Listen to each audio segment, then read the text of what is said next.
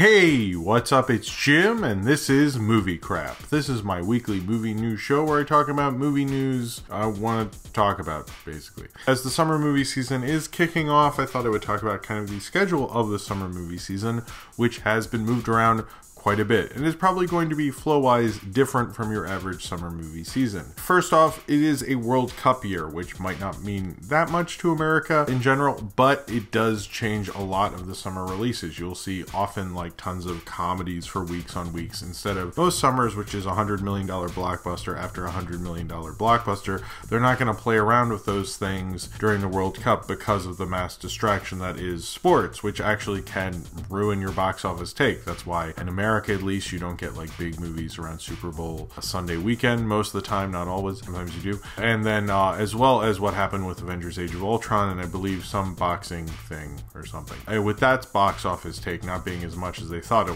would be, although Age of Ultron is still huge. The other thing is that Avengers Infinity War decided to just move up a week because why not? We're Avengers Infinity War and it's still going to make a ton of money regardless. And so this summer, schedule-wise, is sort of all over the place. I've never seen a summer with like more titles that I'm just completely unfamiliar with. Like they didn't have the big marketing push that I thought they necessarily would because they probably didn't know until late in the game what they were going to have to deal with. Avengers Infinity War is basically opening everywhere on the exact same weekend throughout the entire world. But most other movies don't really do that or can't do that or financially can't afford to do something like that. So they're going to be released throughout the world at various different times, particularly with China and Japan and so forth.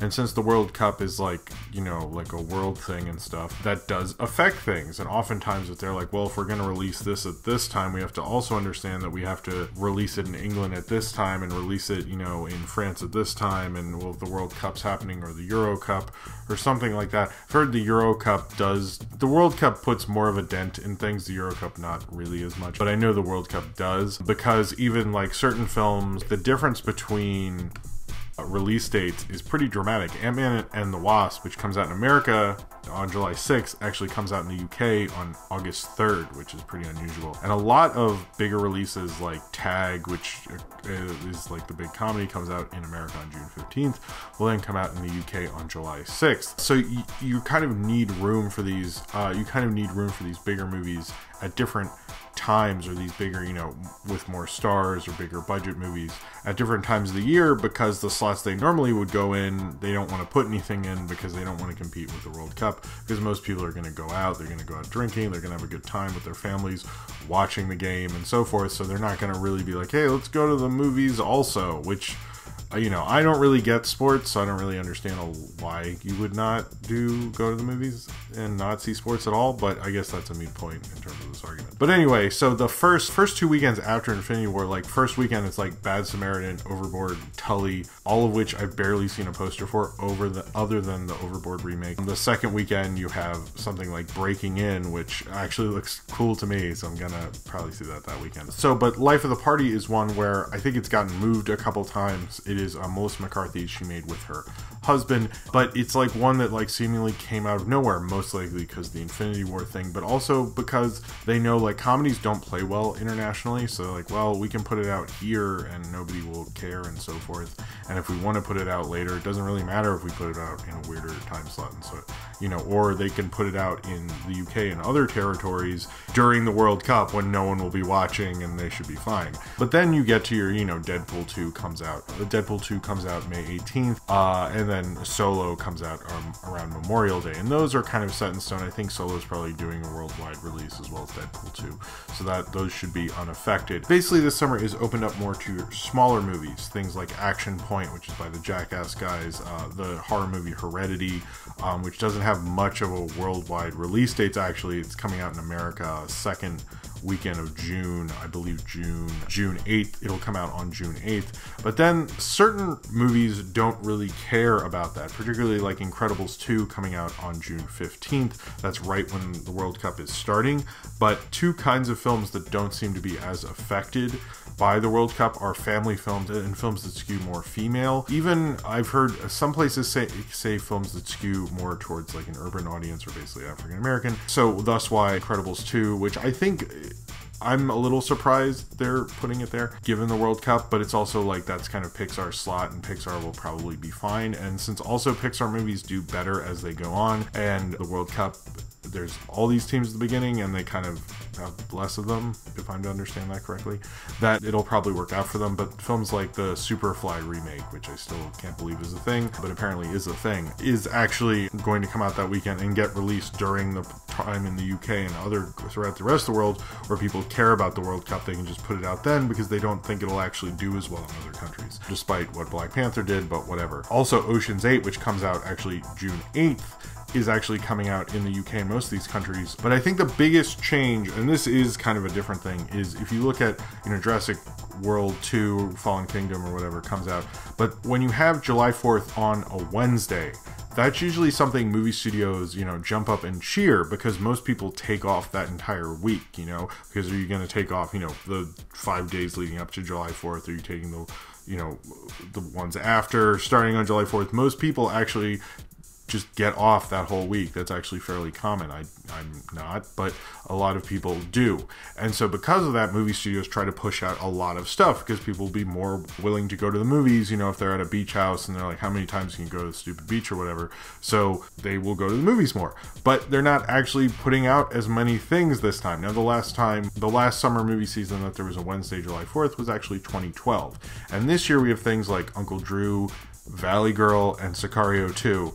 Uncle Drew I don't have high hopes for, and the Valley Girl musical, there's really nothing about the Valley Girl musical. And Sicario 2 is like an odd choice for June, and it's like they're really vacating that area. Now, if you look at the weekend before July 4th that was similar to this year in 2012, you had Ted, you had Magic Mike, and you had a Tyler Perry movie all opening that weekend before, and they all actually did very well, believe it or not. It was Tyler Perry, Medea's Witness Protection, if you wanted to know. You have Magic Mike, they're stripping, Channing Tatum, everyone knew that was going to do well, and Ted, which was a huge hit. And then the weekend after, you had something like Savages, which actually did pretty well, but then you also had The Amazing Spider-Man, the first one, which, regardless of the qualities of that movie, shows that they were like, oh, well, we can put out a Spider-Man movie, and we can put out a Spider-Man movie on the end of July 4th and put out, a big Seth MacFarlane movie and a Channing Tatum movie and Tyler Perry, and they'll all do well. And guess what? They all did do well, believe it or not. All of them pretty much got sequels, right? I don't know if there were other Medea movies, so yeah, so they all did well. And this year is rather different. I already told you the films that are coming out before. Well, here's the films that are coming out after. You get The First Purge on July 4th, and then that Friday, you get Ant-Man and the Wasp. And that's it. And that shows you how much big of a difference that the World Cup really makes with the summer box office. You could get more films out at that time, but they're not going to compete because they know they have too much to compete with. Now you could say, aren't people going to still be seeing The Incredibles 2 and Jurassic World 2?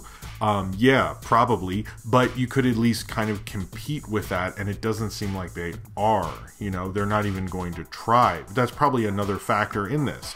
And that shows how big of a thing. Now, also, I think with Avengers Infinity War saying, hey, we're going to switch release dates, that changed the release date for Rampage, which if Rampage had not have to deal with the World Cup, might have come out in May or something. It might actually not because of Skyscraper with The Rock, which is a different thing.